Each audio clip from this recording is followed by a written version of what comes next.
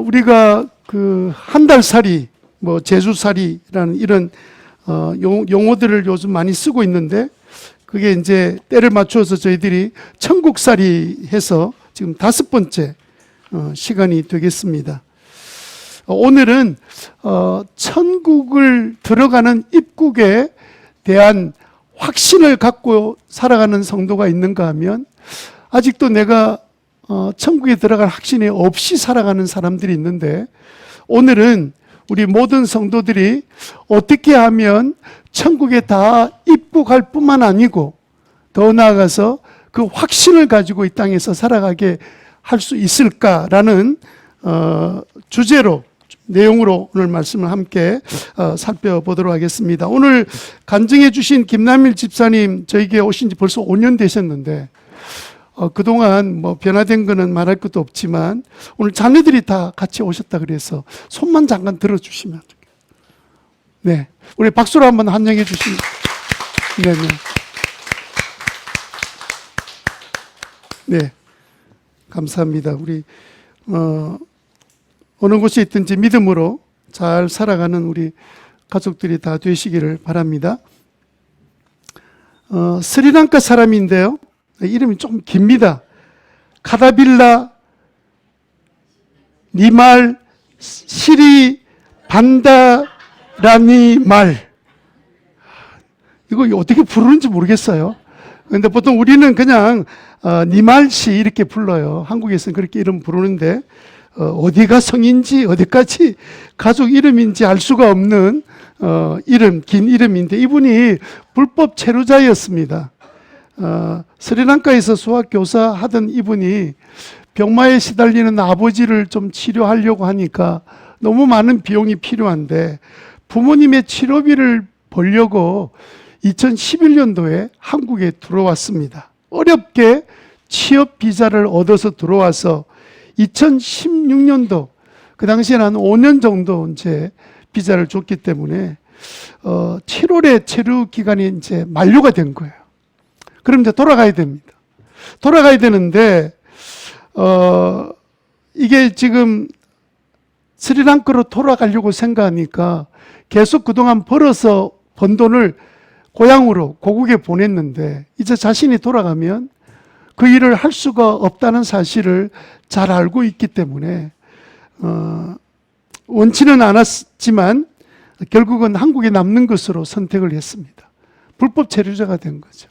불법 체류자들이 당하는 여러 가지 어려움이 있습니다. 그냥 임금을 안 주면 어떻게 받아낼 길이 없어요.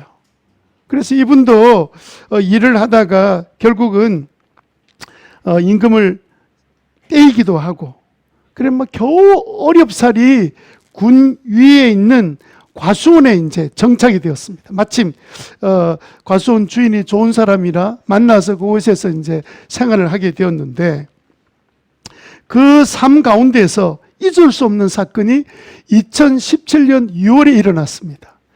이 니말 씨는 그 마을 해관에서 이제 점심을 먹고 이제 그 다음에 또 이제 일하러 가야 되는데 갑자기 그 동네 한 할머니 집에 불이 났다고 사람이 막 외치면서, 불이 났다 이런 외치는 소리를 듣고는 연기 나는 쪽으로 막 이 니말 씨가 달려갔습니다. 가보니까 불이 막 번져가지고 그곳에 할머니가 한 분이 계신다는 이야기를 듣고는 사람들이 다 그 광경을 보면 얼마나 두렵고 또 그 일에 뭔가 도움이 필요한데 119 부를 수가 없잖아요, 그 순간에. 그래서 두려운 마음이 있었지만 돌아가신 어머니 생각이 퍼뜩이 났습니다. 그래서 망설이지 않고 불 속으로 뛰어든 겁니다.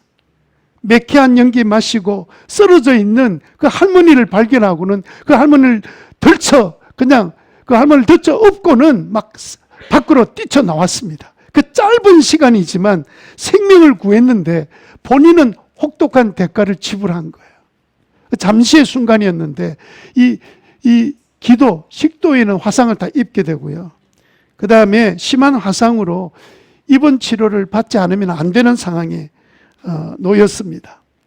그래서 그가 이전에 늘 건강보험료 외국인들 이제 내도록 돼 있잖아요. 건강보험료를 내는데, 그래서 병원비를 지불했는데 지불하고 지내는 동안에 불법 체류자라는 사실이 드러나 버린 거예요. 불법 체류자에는 아무리 어려운 일을 당해도 병원비 지원이 없습니다. 그래서 전액을 본인이 다 내야 되는 사실이 이제 되고 만 거죠. 남의 생명 건지려고 하다가 90대 할머니 건져내긴 건져내었는데 본인이 지금 죽을 지경이 되었습니다. 이 안타까운 사연들은 동네 사람이 잘 알잖아요.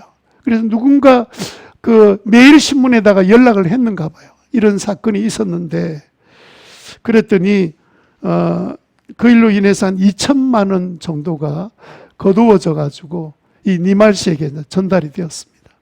자, 문제는 이 사건이 신문에 나면서 법무부에서 연락이 온 겁니다. 출두하라는 연락을 받았습니다. 우리가 생각할 때는 이제 강제 출국 당할 수밖에 없는 상황이 왔다, 이제 이렇게 생각했는데, 법무부에 가보니까 그 화재 현장에서 90의 할머니, 그 자기 어머니도 아닌데 그 할머니를 구출하려고 그 이주 노동자였던, 그가 불법 체류자이기는 하지만 그 생명을 건지기 위해서 뛰어들었던 외국 일원으로서는 처음 있었던 사람입니다.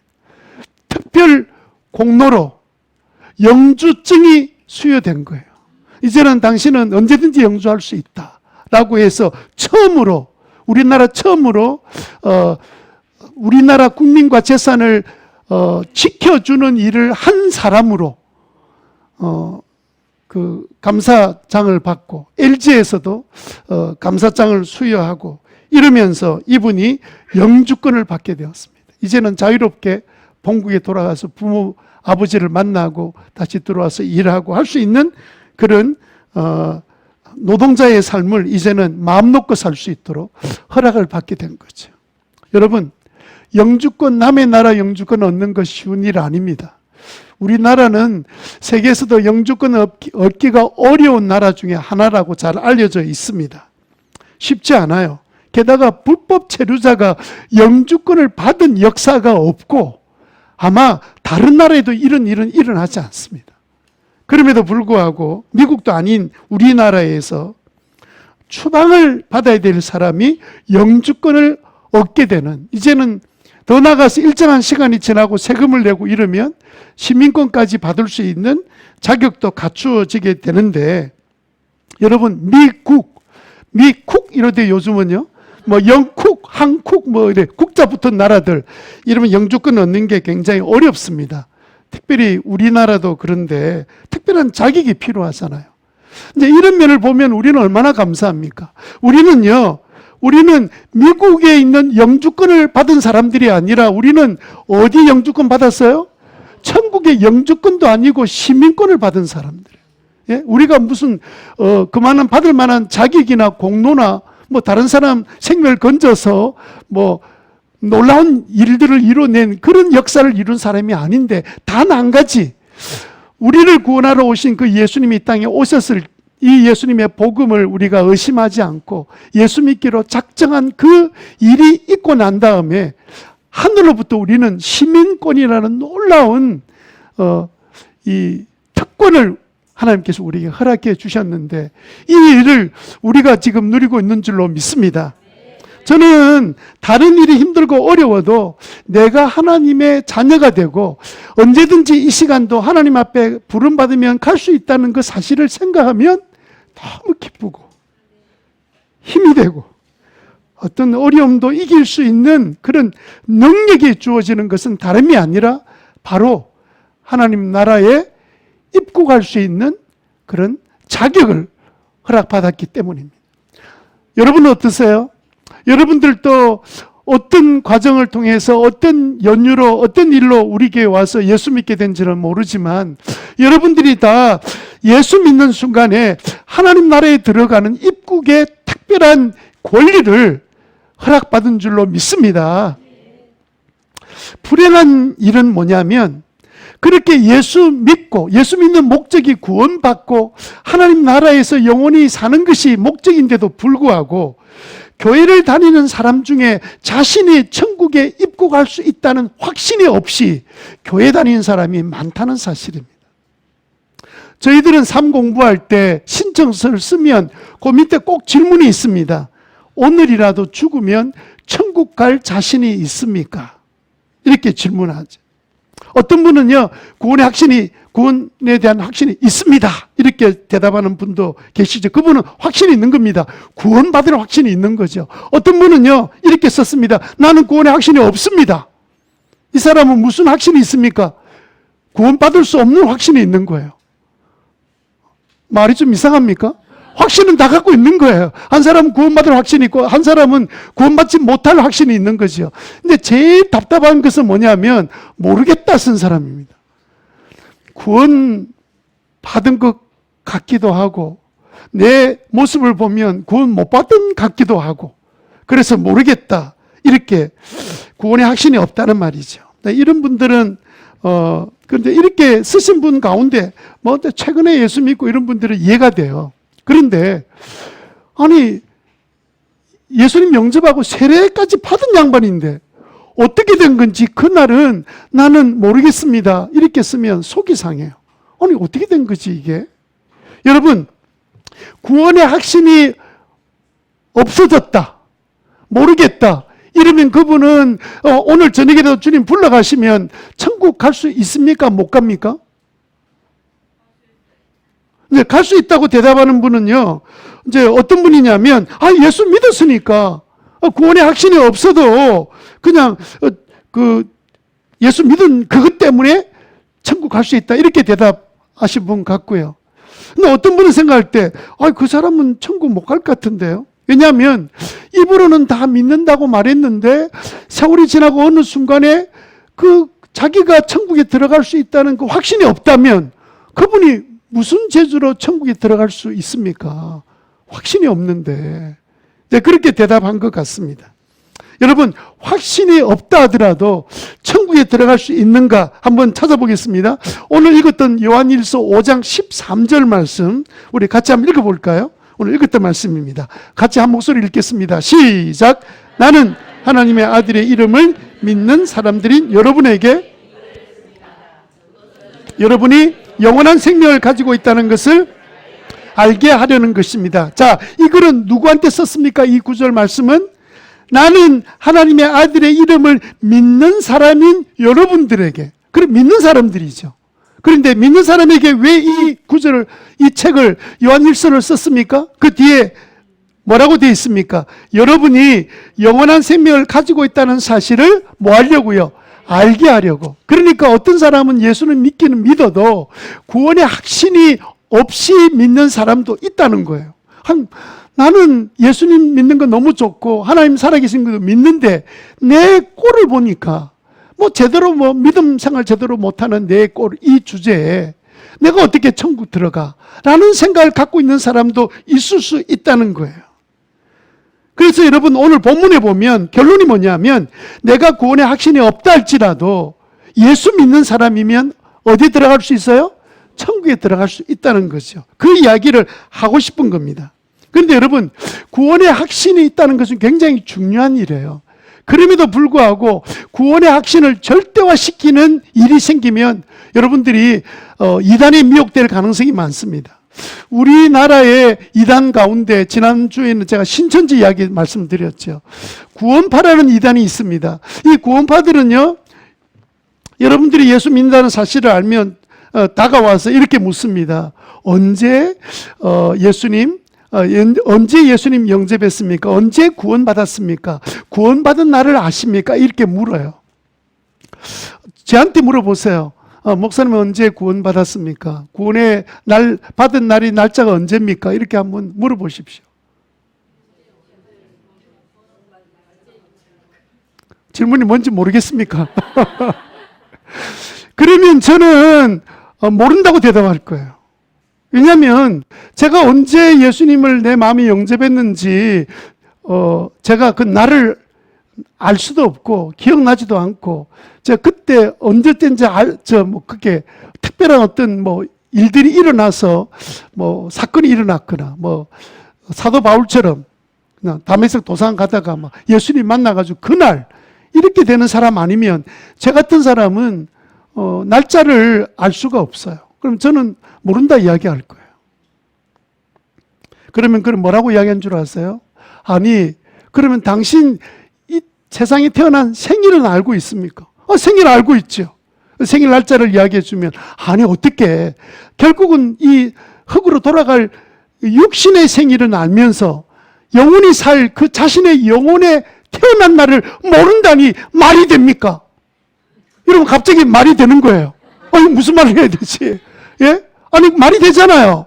아니 어떻게 육신에 태어난 날을 생일은 꼬박꼬박 1년에 한 번씩 뭐 잔치도 하고 케이크도 뭐 얻어먹고 이러면서 아니 자기가 태어난 날을 모르다니 그것도 자기 영혼이 예수 믿고 구원받는 걸 모른다는 게 말이 되겠습니까? 이렇게 물으면 대부분 크리스찬들이 대답을 못하는 거예요. 그러면서 뭐라고 이야기한 줄 압니까? 제가 구원받는 날을 정확하게 만들어 드릴 테니까 우리 교회로 갑시다 하고 따라가면 이제 완전히 이제 다시 돌아올 수 없는 낙동강 건너가는 겁니다.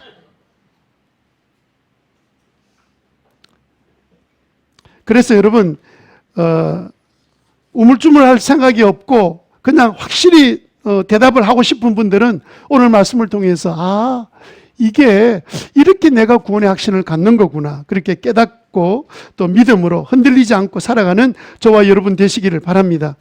근데 여러분 그럼에도 불구하고 내가 구원받았다는 확신이 있는 사람과 없는 사람은 신앙생활의 태도가 달라요. 자세가 다르고요. 엄청난 차이를 갖게 됩니다. 아니 내가 생각해 보세요. 내가 우리 부모를 잘 만나서 우리 집안에 또 내가 이미 유산 받은 액수가 뭐 어마어마한 돈을 받았는데 본인이 그 사실을 모른 채 사용도 못 해보고 나중에 겨우 먹고 살다가 나이가 늙어서 이제 죽는 순간에 자기 재산에 어마어마하게 있다는 사실을 알면 얼마나 후회가 되겠습니까? 한 번도 누리지 못했잖아요. 하나님의 자녀가 누리는 모든 특권들을 하나도 누리지 못하고 겨우 그냥 죄책감에 빠져서 그냥 교회 안 나가면 그냥 벼락 맞아 죽을 것 같고 그냥 나가긴 나가야 되는데 뭘 별 기쁨도 없고 보람도 없고 이렇게 신앙생활을 하고 있으면 얼마나 답답해요. 그래서 여러분 오늘 이 말씀을 통해서 구원의 확신을 분명히 갖게 되는 그런 축복이 여러분에게 있게 되기를 바랍니다. 예수 믿는데 구원의 확신이 없으면 우리는 그러면 어떻게 신앙생활을 하게 되느냐? 첫 번째로 생각할 것은 관계가 더 좋아지지 않습니다. 관계가 좋아지지 않는다는 말은 하나님하고 관계가 더 좋아지지 않아요. 신앙생활이 제일 중요한 게 뭡니까? 관계잖아요. 여러분 신앙생활 잘한다는 말이 뭡니까? 하나님하고 관계가 좋다는 이야기잖아요. 여러분 관계를 하나님과 여러분의 관계가 어떻습니까? 이렇게 물으면 막막하신 분이 있죠. 그럼 관계가 안 좋은 사람입니다. 관계가 이루어지지 않은 사람들은 막막해요. 하나님과 관계 내가 뭐지? 나와 아무 상관이 없는 것 같아. 그런 분들은 오늘 말씀이 여러분들을 위해서 오늘 말씀 전해드리는 거예요. 나는 막막하다. 그러면 오늘 설교는 나를 위해 주셨구나. 제가 지난주 한 주 내내 다른 설교 준비하다가 갑자기 금요일 날 설교 본문을 이거 바꾼 거예요. 그래서 어제 이게 이래도 되나? 너무 힘들고 어렵지만 그래도 제 마음이 계속해서 이 말씀이 떠오른 것은 누군가 이 말씀이 필요해서 하나님 이 말씀을 전하라고 하신 것 같습니다. 여러분 신앙생활에는요 하나님과 관계가 안 좋다. 여러분 그럼 부모님과 관계 안 좋다? 그건 뭐 끝난 거죠 인생이. 예? 자녀로서 얻을 수 있는 혜택과 사랑을 받을 수 없는 거죠. 하나님과의 관계가 안 됐다는 이 말은 내가 믿기 전이면 가능한데 믿고 나면 하나님과 관계가 시작된 거예요. 왜냐하면 하나님의 아들이 되고 딸이 되고 하나님은 나의 아버지가 되셨기 때문에 왜 관계가 없어요? 관계가 시작된 거죠. 그런데 내가 하나님의 자녀 되었다 구원받았다는 확신이 없으면 그 다음엔 더 이상 하나님과 관계가 좋아지지 않습니다. 예를 들어 봅시다. 내가 누군가 상담을 받아야 되는데 그 사람은 내가 관계가 별로 안 좋아. 나는 그런 스타일이 싫어. 그러면 내가 갖고 있는 문제를 그 사람은 찾아가서 상담할까요? 안 할까요? 안 하게 되죠. 관계 별로 안 좋은데 내 가서 말을 걸고 싶겠습니까? 말을 걸지 않게 되는 거죠. 그래서 여러분 우리가 하나님과의 관계 자신이 없으면요 기도할 일이 생겨도 기도가 안 되는 거예요. 내가 하나님과의 나의 관계가 확신이 생기면 그때는 내가 무슨 기도라도 할 수 있는데 기도할 수 있는 자신이 생기지 않기 때문에 하나님과의 관계에서 자신이 없으면 결과적으로는 찾아가거나 대화도 안 되고 그러면 겨우 신앙생활하는 교회 생활하는 거지 하나님과의 신앙생활을 하는 건 아니거든요. 얼마나 힘들고 어렵겠습니까? 한 5분 기도하고 나면 또 할 것도 없는 답답한 거죠. 왜냐하면 내가 하나님의 자녀라는 확신이 없기 때문에 생기는 문제거든요. 뭐 피곤해서 그런 문제일 수도 있지만 여러분 그러면 그러다가도 친한 친구 만나면 가서 뭐 꿈녀 가서 커피 하나 시켜놓고 빵 몇 개 시켜서 먹는데 1시간이 금방 지나갑니까? 지긋지긋합니까? 예? 지긋지긋한데 왜 가요 꿈녀에? 그거 가면 또 저를 볼 텐데.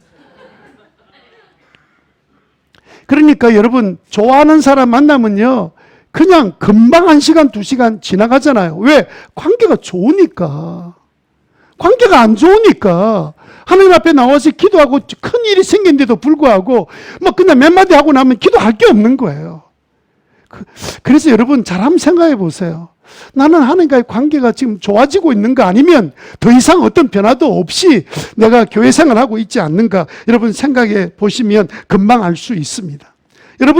여러분이 하나님과 나의 관계를 아는 방법 한 가지 말씀을 드릴 테니까 한번 해보세요. 아무도 없는 누가 있을 때 하면 조금 넘사스러우니까 아무도 없는 조용한 곳에 방 안에 있든지 아니면 뭐 바닷가에 가 있든지 가면서 딱 한 번 하나님 하고 하늘을 쳐다보고 하나님 한번 불러보세요. 그때 부를 때 여러분의 마음이 드는 감정, 나를 보고 계시는 그 하나님이 분명히 하나님은 사람들 다 보고 계시고 내가 하나님 불렀을 때 하나님께서 분명히 들으셨을 텐데 그때 내 감정에 느껴지는 그 느낌이 어떤가 한번 생각해 보세요. 어떤 느낌이 될까요? 하나님이 혹시 인상 쓰면서 너 오래간만에 만났다 이러면서 인상 쓰고 있는 하나님이 생각납니까? 아니면 뭔가 하나님 불렀는데 하나님께서 막 그냥 연상되는 하나님의 이미지가 별로 나를 좋아하지 않을 것 같은 이미지가 떠오릅니까? 아니면 아무런 반응이 없는 벽처럼 느껴지는 하나님께서 아무런 대답도 하지 않을 것 같은 느낌이 생깁니까? 아니면 하나님이 그랬는데 하나님 내다보시면 왜 그래? 뭐 무슨 일이 있어? 따뜻한 얼굴로 나를 쳐다보는 것처럼 느끼게 되는 겁니까? 여러분들이 현재 상황을 알 수 있는 길이에요. 여러분, 하나님과의 관계가 확실하지 않으면 이것으로 끝나는 게 아닙니다. 하나님과의 관계가 점점 멀어지기도 하고 가까워지지 않을 뿐만 아니라 이 영향은요, 사람들에게도 그대로 갑니다. 사람들과의 관계도 좋아지지 않아요. 더 나아지지 않습니다. 여러분 한번 생각해 보세요. 여러분들이 이웃 사람들을 사랑할 수 있는 힘이 우리에게는 없는데 하나님과의 관계가 이루어지면서 하나님이 주신 그 사랑을 받고 그 힘으로 내가 원수도 사랑할 수 있는 자리까지 나갈 수 있는데 내가 하나님과의 관계가 딱 끊어져 있으면 나는 무슨 힘으로 내 꼴도 보기 싫은 저 원수 같은 사람, 나하고 그냥 뭐 전혀 스타일이 맞지 않는 밥맛이 없어지는 그런 사람과 어떻게 더 좋아질 수 있습니까? 더 나빠지지. 근데 여러분, 하나님과의 관계가 회복되기 시작하면요, 제일 먼저 나타나는 현상이 뭐냐면 다른 사람들의 관계도 좋아지기 시작한다는 거예요. 예수 딱 믿고 하나님과의 관계가 딱 회복되고 나면요, 전에는 같이 옆에 있으면 막 밥맛이 뚝 떨어져서 막 같이 있고 싶지 않은데 표시를 할 수 없으니까 답답하게 있는 사람도 이제 하나님 딱 만나고 나면 하나님의 사랑을 받고 관계가 되고 나면요, 밥맛 없는 사람이 앞뒤로 다 있어도 밥이 없어서 못 먹어요. 없어서 못 먹는다고. 생각해 보세요. 하나님의 관계가 얼마나 중요한지 몰라요. 하나님이 우리의 관계를 회복시키려고 하나밖에 없는 아들 예수 그리스도를 십자가에 달려 죽게 만드시면서까지 너는 이제 내 자녀가 되고 나는 너의 아버지가 되어주마 라고 하나님이 우리에게 말씀해 주셨잖아요. 자, 11절, 우리가 오늘 읽었던 11절 한번 보십시오. 그런 의미에서 11절, 그 증언은 이것이니 곧 하나님이 우리에게 영원한 생명을 주셨다는 것과 그 생명이 어디 있어요? 그 아들 안에 있다는 거예요. 그래서 그 아들을 모시고 있는 사람은 생명, 영원한 생명을 갖고 있고, 이 생명은요, 다른 말로 바꾸면 천국이에요. 영원히 주님과 영원히 살 수 있는 그 나라를 내가 가지고 있고, 그 아들을 모시고 있지 않는 사람은 생명을 가지고 있지 않다. 하나님 나라에 대한 확신도 없는 삶을 살아간다는 뜻입니다. 12절에 뭐라고 된 줄 아세요? 그 아들을 모시고 있는 사람은 생명을 가지고 있고, 하나님의 아들을 모시고 있지 않는 사람은 생명을 가지고 있지 않습니다. 여러분, 오늘 이 본문을 보면 계속해서 이중 강조를 하고 있죠. 예? 생명을 가지고 있는 사람은 영생명, 아니 아들을 갖고 있는 사람은 생명, 영생. 아들을 갖고 있지 못한 사람은 영생을 갖고, 생명을 갖고 있는 사람이 아니다. 이것을 반대되는 단어들을 이렇게 앞뒤로 계속해서 이중적으로 이렇게 강조하는 이유는 뭐 때문에 그러냐면요, 이것밖에 없다는 거예요. 여러분, 옛날에 우리가 한창 그 입시 대학 시험을 그냥 각 대학에서 치를 때 저희 세대가 그랬는데, 시험 칠 때 되면요, 누가 합격되냐면요, 실력 있으면 붙고 실력 없으면 떨어진다. 그게 우리 머릿속에 있었던 생각이었어요. 요즘은 어디다가 수시를 잘 넣느냐에 따라서 요행스럽게 걸리기도 하고 막 이런 일들이 일어나니까 눈치 작전으로 지금 시험을 치잖아요. 그런데 저희들 때는 그런 거 없었거든요. 그 대학 가서 시험을 쳐야 돼요. 그러니까 실력 없으면 대통령 아들이라도 모르겠습니다. 하여튼 대통령 아들이라도 그 떨어지고, 아무리 내가 가난하고 가진 거 없어도 실력만 있으면 시험에 어떻게 돼요? 합격된다는 이야기를 지금 하고 있는 거예요. 이게 실력의 뭐라 그래야 될까요? 유일성? 절대성? 이렇게 말하는 것처럼 우리가 예수님을 우리 마음에 딱 모시면 우리는 영원한 생명, 천국이 완전히 우리에게 주어졌다. 아들이 우리 안에 없으면 그러면 이 생명은 없다. 이 이야기를 본문이 우리에게 말씀하고 계신 거죠. 그래서 이 말씀을 강조하고 있는 이유는 이것밖에 없다라는 사실을 우리에게 설명해 주고 싶은 것이죠. 자, 그러면 여러분이 한번 묻겠습니다. 여러분들은 오늘 저녁에 하나님이 너 그동안 고생하고 수고했다, 이제는 내 나라에 안 가고 싶은 사람도 있을지 모르겠는데, 아직 내가 준비가 부족해서 이런 분이 계실지 모르겠는데, 너무너무 좋은 곳이기 때문에 갔다가 돌아온 분 봤습니까? 천국 갔다가 다시 돌아오신 분 한 사람도 없어요. 여러분들이 오늘 하나님 나를 부르신다면 천국 갈 자신이 있습니까? 네, 아멘 하신 분도 있지만 어떤 사람은 이렇게 속으로 말하는 사람도 우리 교회 말고 일반적으로 사람들 이야기하면 그렇게 이야기해요. 죽어봐야 알지. 안 죽어보고 천국 있는 지옥인지 어떻게 알아? 목사님 천국 가봤어요? 아니, 안 가봤는데. 그러면 어떻게 합니까? 죽어봐야 알지. 그럼 목사님도 죽어봐야 천국 갈지 지옥 갈지 알겠네요. 여러분, 우리가 천국에 들어가는 확신을 어떻게 갖는 줄 아세요? 두 번째 우리가 생각할 것은, 구원의 확신을 갖는 방법은 다른 데 있는 것이 아닙니다. 죽기 전에 우리는 천국에 들어갈 수 있다는 사실을 우리가 알 수 있습니다. 두 번째는 우리가 뭐냐면, 누구를 영접해야 돼요? 예수님 영접해야 되죠. 요한복음 5장 24절에 우리 다 같이 한번 소리내어 읽겠습니다. 시작. 내가 진정으로 또 나를 보내신 분을 믿는 사람은 영원한 생명을 가지고 있고 심판을 받지 않는다. 그는 죽음에서 생명으로 옮겨갔다. 이거 누구 말씀이에요? 예수님 말씀이죠. 예수님의 말씀을 이제 요한이라는 제자가 이제 받아서 이제 이게 적어 놓은 것인데, 예수님이 말씀하실 때마다 내가 진정으로 요 단어 나오면요, 자다가도 펄떡 깨야 됩니다. 이 굉장히 중요한 단어예요. 사람들이 진정으로 이러니까 하도 우리도 말할 때 진짜다 하다 보니까 이게 뭐 그냥 내 말을 확인시켜 주기 위해서 쓰는 단어인 줄 알고 있는데, 예수님은 이런 말 잘 안 쓰세요. 진정으로 예수님 말씀하신 그 말은요, 다른 구절은 조금 내려놓아도 이 구절은 눈을 부릅뜨고 보셔야 돼요. 그렇게 중요한 말씀을 하실 때마다 예수님이 진정으로 이렇게 말씀하셨습니다. 내 말 듣고 나를 보내신 분을 믿는 사람은 영원한 생명을 가지고 있고 심판을 받지 않는다. 자, 예수님 말씀을 믿고 또 나를 보내신 그 하나님을 믿는 사람은 영원한 생명을 가지게 된다. 그는 죽음에서 생명으로 옮겨갈 것이다. 이렇게 돼 있나요?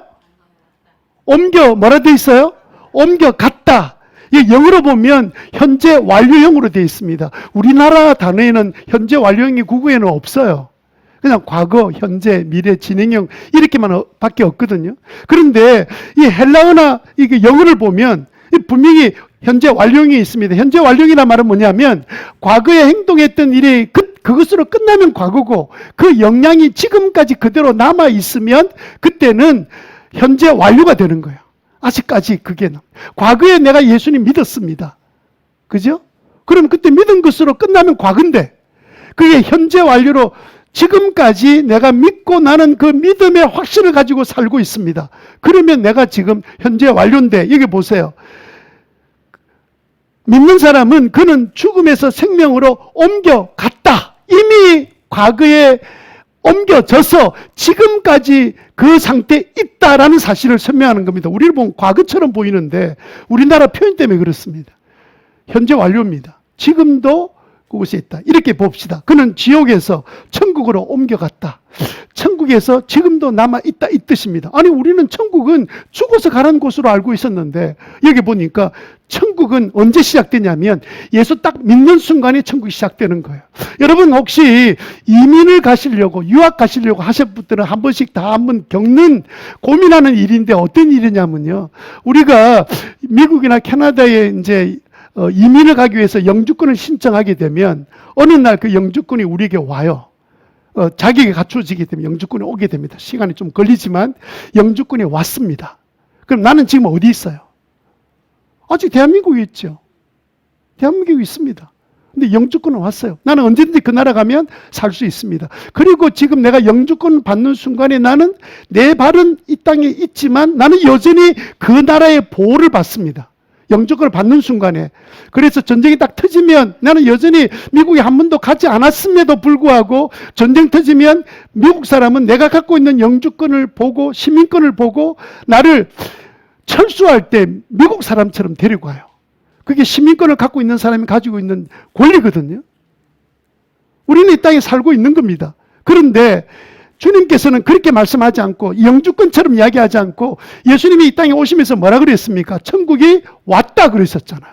예수님이 계시기 때문에 천국에 온 겁니다. 왕이 가는 곳에 그 나라가 있듯이 예수님이 오셨기 때문에 우리는 이 땅에서 천국을 경험하고 살게 만들어 주셨어요. 천국에서 우리가 누릴 그 놀라운 혜택들을 이 땅에서 누리도록 주님께서 만들어 주셨습니다.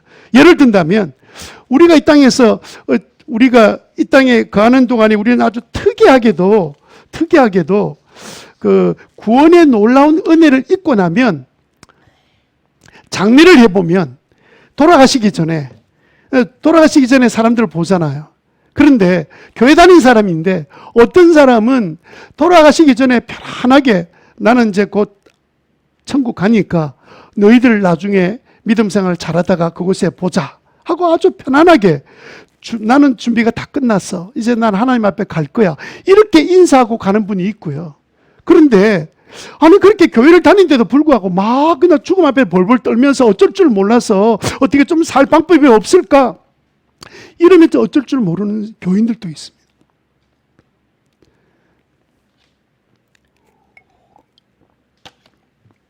그 마음에 예수님 있는 사람은 이 고통스러운 이 아픔이 있는 이 세상에서 떠나서 하나님이 원하시는 그 영광스러운 그 나라에 들어가는 것을 소망하게 돼 있고 똑같이 교회 생활에도 똑같은 게 아닙니다. 예수님이 마음에 있는 사람과 없는 사람은 다른 거예요. 천국을 이미 이 땅에서 맛보고 사는 거예요. 조금 더 구체적인 이야기는 좀 이따 하겠습니다. 여러분, 천국은 어떤 곳이에요? 하나님의 은혜와 사랑과 용서가 100% 있는 곳이죠. 그래서 우리가 이 땅에 수많은 실수와 범죄를 저질렀다 하더라도 우리가 예수 믿고 나면 그 모든 죄가 예수님께로 가면 동시에 우리는 하나님의 자녀되는 특권을 누리게 되는 거죠. 그래서 여러분, 하늘나라에 완전히 이루어지는 용서와 사랑과 은혜들이 내가 이 땅에서 예수 믿고 나면 그렇게 꼴보기 싫었던 식구들도 그렇게 꼴보기 싫은 사람들도 대할 때 이제 언간하면 용서해 줄 마음이 우리 마음에 생기는 거예요. 왜요? 내가 지금 천국을 누리고 있는 겁니다. 용서가 되고 전에는 막 기도도 안 했는데 이제는 그 사람을 위해서 축복하는 기도도 하게 되고 내가 천국을 누리고 있기 때문에 그런 거예요. 근데 여전히 아무것도 그냥 없다면 오늘 그 다음 내용을 여러분 잘 귀담아 귀 기울이고 잘 들으셔야 됩니다. 그래서 여러분, 우리가 예수님을 내 마음에 영접하는 것만큼 중요한 게 없고 이게 신앙의 가장 중요한 사건이에요. 그러면 우리가 딱 예수를 믿으려고 할 때 가져야 될 확신이 몇 가지 있습니다. 그 부분에 대해서 미리 여러분들이 이런 확신을 내가 가져야 되는 거구나. 여러분 분명히 알면 여러분들이 주님을 믿는 순간에 여러분 안에 찾아오는 그 확신을 통해서 내가 예수님 마음에 영접했구나. 이 사실을 여러분 깨닫게 되는데요. 동시에 이 확신이 있는 사람은 내가 신앙생활을 하다가 내 분명히 예수님 믿었는데 과거에 내가 구원받은 것에 감격했는데 어느 순간에 내가 불순종하고 말씀대로 안 살고 내 마음대로 막 살다가 보니까 어느 날 확신도 사라진 거예요. 자신감이 사라진 거예요. 그럴 때 여러분 우리에게 주어진 확신이 뭔지를 아는 것은 굉장히 중요합니다. 첫 번째 확신은 뭐냐면 구원의 확신입니다. 요한복음 1장 12절에 보면 뭐라고 주님 말씀하셨습니까? 시작. 그러나 그를 맞아들인 사람들 하나님의 자녀 되는 특권을. 자, 우리가 예수님을 내 마음에 영접하거나 예수님을 딱 믿는 순간에 우리는 하나님의 자녀 되는 특권을 누리기 시작해요. 그 특권을 주셨어요. 믿으면. 그래서 여러분 우리가 여기에서 내가 이제 예수님 믿기 때문에 하나님의 자녀가 됐구나 하는 대한 확신을 여러분 가져야 돼요. 하나님의 자녀 됐다는 말이 구원받았다는 말이고 천국에 대한 확신이 생겼다는 말과 똑같은 단어들입니다. 똑같은 설명들이에요.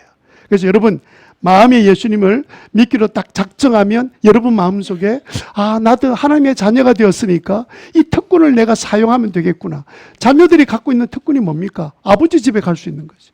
그래서 우리가 죽으면 천국 갈 수 있는 확신은 뭐냐면 그분이 내 아버지이기 때문에 그래요. 그리고 여러분 우리가 부모님한테도 자녀들은 뭘 구하잖아요. 필요한 것. 그러면 우리 육신의 부모가 할 수 있는 것들은 다 주잖아요. 달라 그래서 모든 것 주는 거 아니죠. 초등학교 1학년이 칼 사달라 이러면 칼 사주지는 않잖아요. 그죠? 그럼에도 불구하고 하나님이 우리의 모든 기도에 응답해 주시는 특권을 누리게 되는 거죠. 그래서 여러분 구원의 확신이 있으면 그런 특권을 누리고 기도가 되는데 구원의 확신이 사라지면요. 기도가 안 되는 거예요. 확신이 없는 거예요. 남들은 어려울 때 기도하라는데 나도 좀 도와주세요 이렇게 우물쭈물 기도하는데 확신이 없는 거예요. 응답될 확신도 없고 꼭 이렇게 해야 역사가 일어나나 내가 이 시간에 변호사를 만나고 내 친구를 만난 게 훨씬 낫지 이런 생각들이 끊임없이 일어나는 거예요. 두 번째는요. 사랑의 확신을 가져야 돼요. 여러분 우리가 예수님 딱 영접할 때 여러분이 가져야 될 확신 중에 한 가지가 사랑의 확신입니다. 하나님은요 우리를 얼마나 사랑하는지 몰라요. 우리는 어떻게 생각하냐면 하나님 나를 사랑 안 할까 이렇게 생각해요. 내가 죄를 지었으니까. 여러분 인간적으로 생각해 봅시다. 여러분 자녀가 여럿이 있는데 그 중에 하나가 가출했습니다. 가출해가지고 막 자기 마음대로 살고 그냥 돈도 가져가서 써가지고 가정에 좀 어려움도 끼쳤습니다. 그러면 그렇게 막 헤매고 돌고 있는 자녀가 어느 날 너무너무 힘들고 어려워서 가정으로 다시 돌아올 때 형제들은 모르겠습니다. 형제들은 좋아 안 할 수도 있을지 몰라도 그 아버지 어머니는 좋아할까요? 안 좋아할까요? 안 좋아하겠죠? 이거 좀 이상한 집안인데 자기가 난 자녀가 나중에 막 그냥 자기 멋대로 하면 살겠다고 돌아다니다가 나중에 정말 힘 다 잃어버리고 이제 돌아오게 되면 그 아들을 낳은 엄마는 그 아들이 돌아오는 것이 크게 안심이 되고 기쁘고 그동안 어떻게 살았는지 늘 걱정이 되고 제 동생이 바로 밑에 있는 동생이 한동안 가출한 적이 있었거든요. 가출을 해가지고 저는 찾으러 다닌다고 이러는데 제가 어머니 보고 내가 놀랐습니다. 어머니가 밥맛이 없어가지고 물에다가 밥을 말아서 드시는데 그러면서 사실은 중얼거리는 말씀이 이놈은 밥이나 먹고 있나? 그게 엄마예요. 그런데 밖에 나간 자식은 부모가 날 사랑 안 한다고 생각하고 있는 거예요. 왜? 지가 한 짓이 있으니까. 그렇지만 부모는 그렇지 않아요. 똑같습니다. 하나님은요, 우리를 처음부터 사랑하셨어요. 내가 부족하고 연약하고 또 문제 많은 인생이라 할지라도 주님은 사랑이 변함이 없습니다. 우리를 사랑한다는 걸 여러분 믿으시기를 바랍니다. 그래서 여러분 로마서에 보면 우리를 사랑할 때 어렵게 여기신다 그래요. 어렵게 여긴다는 말은 뭐냐면 아무 잘못도 없는 사람으로 여기신다 그랬는데 그 앞에 보면 예수님을 보시듯이 우리를 보신다는 거예요. 예수님 보면 어려운 분이잖아요. 그런데 우리가 예수님 믿고 난 우리들을 보실 때 어떻게 보시냐면 예수님처럼 본다는 거예요. 어렵게 본다는 거. 아니 나는 허물이 많고 실수가 많은데 그렇게 예수님을 통해서 우리를 보시기 때문에 어렵게 보신다. 어렵다는 말이 뭔 줄 아세요?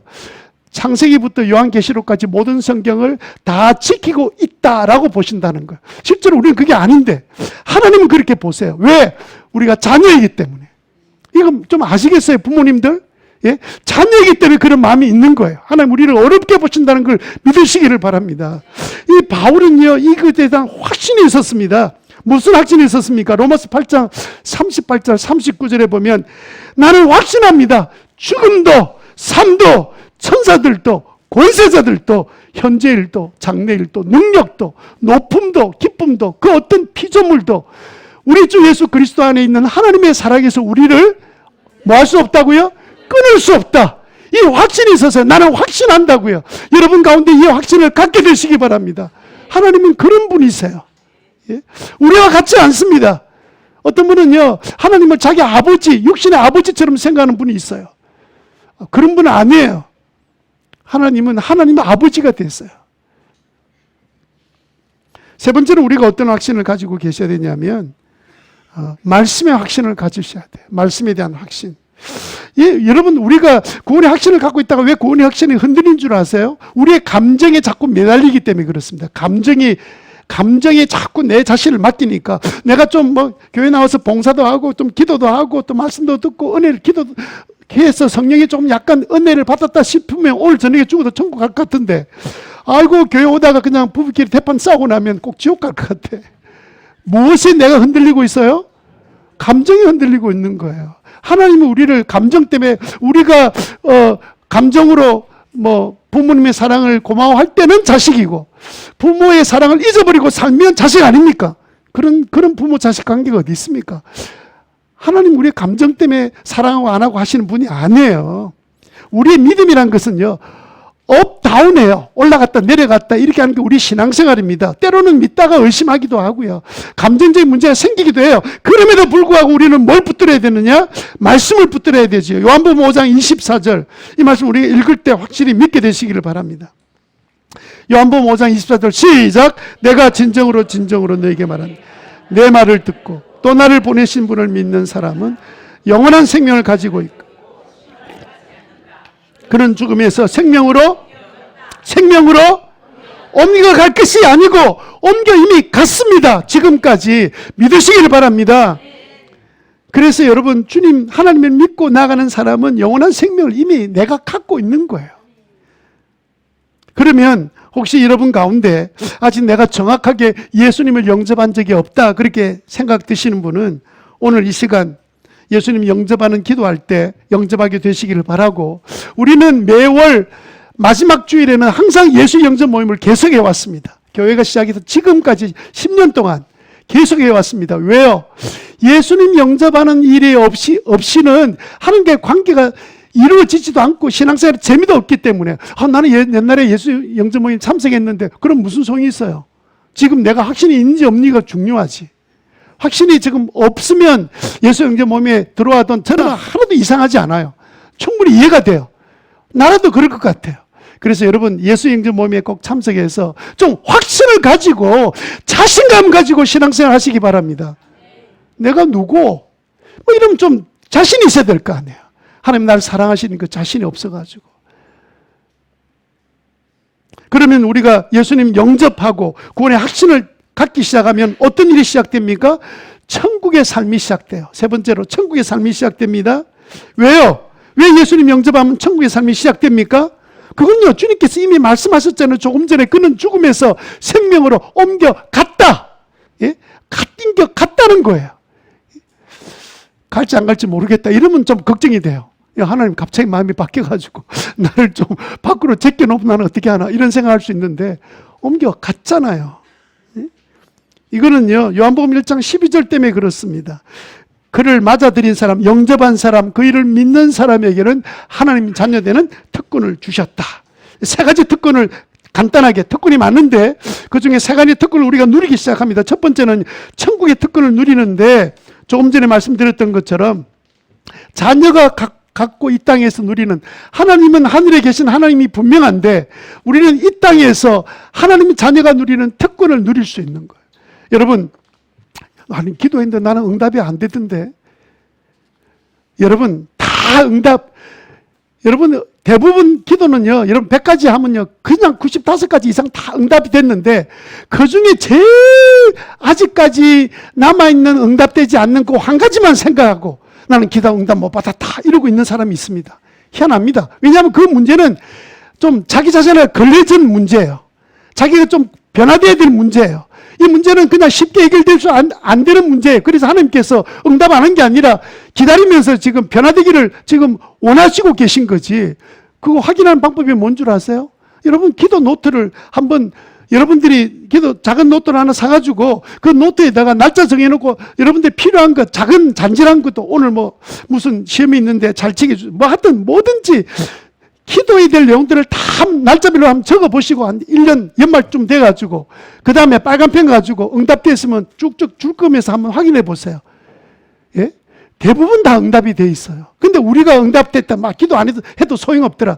꼭 안 된 거 하나, 응답된 거 100가지는 다 내려놓고 응답 안 된 거 한 가지, 응답 안 된 것도 아니야 하나님이. 그거 붙들고 있는데 그것 가지고 나는 응답 안 됐다 이러고 있는 거예요. 얼마나 답답합니까?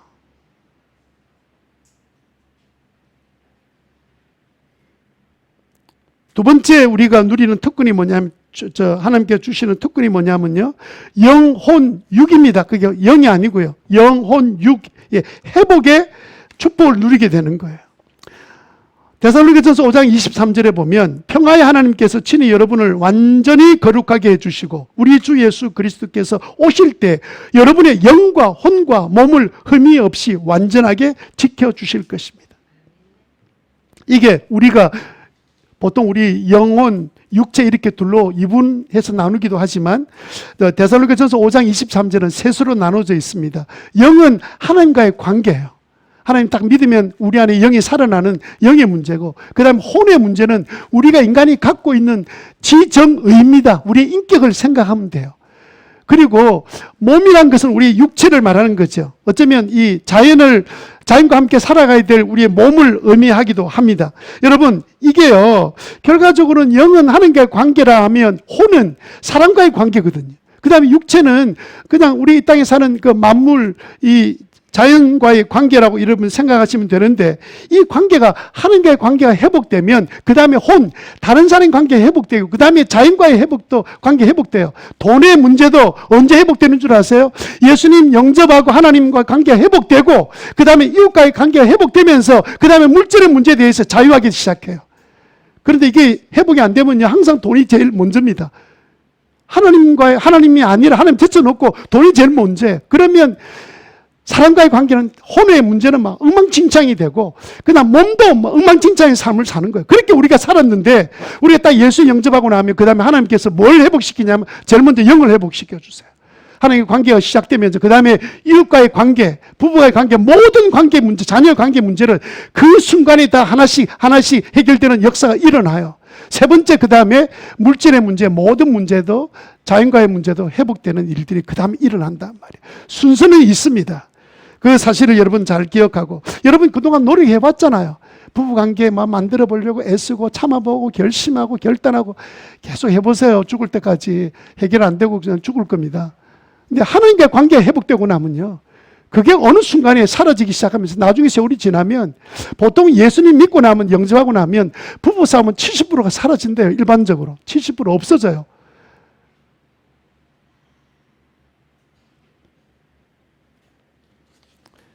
자식들, 여러분 마음대로 한번 애쓰고 노력해 보세요. 되는가?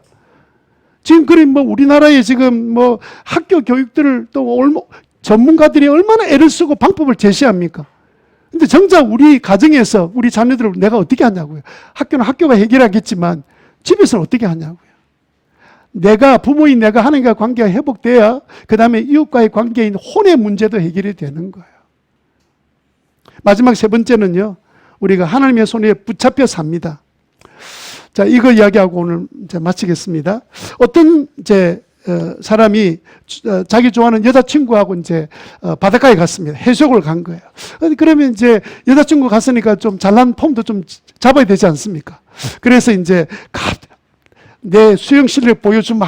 말은 안 했지만 옷을 탁 벗고는 바로 물속에 뛰어들었습니다. 열심히 해서 그냥 한 100m쯤 갔습니다. 그러니까 막 그냥 밖에서는 그냥 자기 좋아하는 여자친구가 막 이렇게 막 감탄할 것이라고 생각하고 막 수영하고 지나가는데 갑자기 발이 쥐가 난 거예요. 준비 운동을 안 해가지고. 발이 쥐가 났습니다. 살려주세요. 막 물에 빠진 거 보니까 여자친구가 막 그냥 해양구조대원을 막 불러가지고 막 급하게 그곳을 달려갔습니다. 그냥 좀 헤엄을 좀 할 줄 아니까 쥐가 나도 막 버티고 이래가지고 지내고 있었어요. 이제 해양구조대원이 내 손 잡으세요. 내 팔 잡으세요. 이러니까 이제 팔을 잡았습니다. 팔을 잡고 막 이렇게 이제 조금씩 나오는데 그동안 너무 물을 많이 마신 거예요. 힘이 빠져가지고.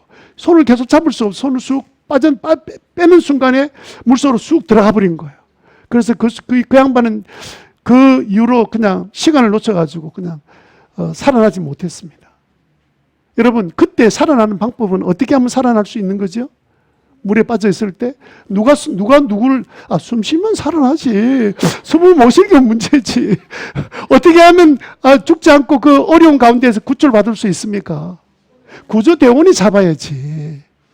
구조대원이 자기가 잡아가지고 그게 될 일이 아니죠. 물론 이제 이게 들어가서 이제 이 구조대원이 손 잡으라 이렇게 해서 뭐 잡을 수 있는 힘인 줄 알고 했는데 아마 놓쳐버려서 잡을 수 있는 사람이 아니면 아마 구조대원이 옆에 옆구리를 끼고 이렇게 수영을 했을 거예요. 구조대원이 잡아야죠. 그래서 하나님께서 뭐라고 우리에게 약속하신 줄 아세요? 요한복음 10장 28절에 나는 그들에게 영생을 준다. 그들은 영원토록 멸망치 아니할 것이요. 또 아무도 그들을 내 손에서 뭐하지 못한다고요?